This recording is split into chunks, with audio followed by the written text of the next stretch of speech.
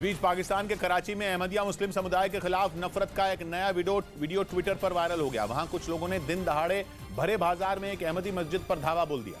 बताया गया कि पाकिस्तान में पिछले 3 महीने में किसी अहमदी मस्जिद पर यह 5वां हमला, जहां इस बार कराची के एक इलाके की अहमदी मस्जिद का नामो निशान मिटाने के लिए 3 लोग उस पर टूटे नजर आए।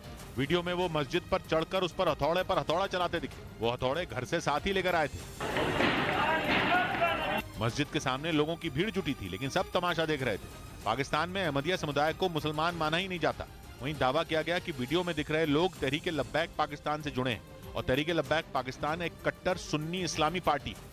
इधर आबकारी घोटाला मामले में दाखिल ईडी की सप्लीमेंट्री चार्जशीट में दिल्ली के मुख्यमंत्री अरविंद केजरीवाल का नाम भी शामिल है। एक दिन पहले दाखिल इस सप्लीमेंट्री चार्जशीट में ईडी ने समीर महेंद्रू नाम के आरोपी के बयान को आधार बनाया और उसके बयान के आधार पर दिल्ली के सीएम अरविंद केजरीवाल का नाम भी सप्लीमेंट्री चार्जशीट में डाल दिया। हालांकि दिल्ली के सीएम ने ईडी की चार्जशीट के बहाने केंद्र सरकार पर निशाना साधने की कोशिश की। साथ ही दिल्ली के मुख्यमंत्री ने ईडी की चार्जशीट को एक झूठी कहानी करार दिया। इधर यूक्रेन के मीडिया ने दावा किया कि उत्तर कोरिया के शासक किम जोंग उन ने जंग में पुतिन की मदद के लिए अपने सैनिकों को भेजने का फैसला किया है। उनके इस फैसले के बाद माना जा रहा है कि किम ने अपनी बहन की जिद के आगे सरेंडर कर दिया, क्योंकि उनकी बहन किम यो जोंग ने कुछ रोज पहले यह ऐलान कर दिया था कि उत्तर कोरिया जंग में रूस के साथ खड़ा है। उन्होंने अमेरिका को चेतावनी तक दे दी थी। किम यो जोंग ने अमेरिका पर आरोप लगाया था कि वो रूस के खात्मे के लिए जंग को भड़काने में जुटा है।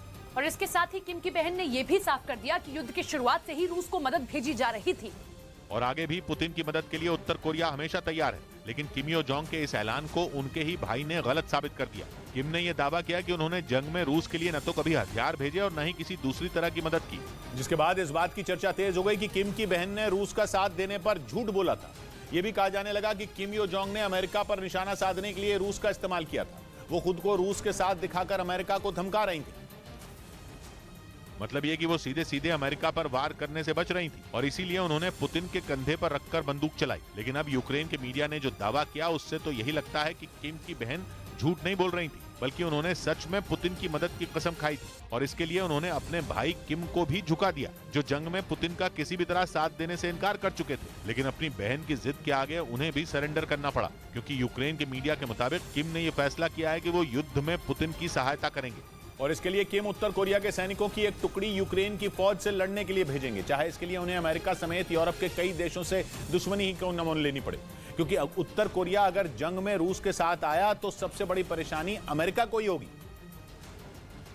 जो जंग शुरू होने के बाद से ही यूक्रेन को आधुनिक और खतरनाक हथियार दे रहा है। अमेरिका और यूरोप के दूसरे देशों से भेजे गए हथियारों की वजह से ही यूक्रेन 11 महीने से ज्यादा वक्त से मुकाबले में खड़ा है, जबकि रूस को सैनिकों और हथियारों की भारी कमी से जूझना पड़ रहा है। ऐसे में अपनी बहन की जिद की वजह से किम पुतिन का साथ देने के लिए तैयार हो गए। वो उत्तर कोरिया के 500 सैनिकों की एक टुकड़ी रूस की तरफ से लड़ने के लिए भेजने जा रहे हैं। यूक्रेन के मीडिया के मुताबिक किम के ये सैनिक पूर्वी यूक्रेन के डोनेस्क और लुहांस्क में पुतिन की सेना के साथ मिलकर लड़ेंगे।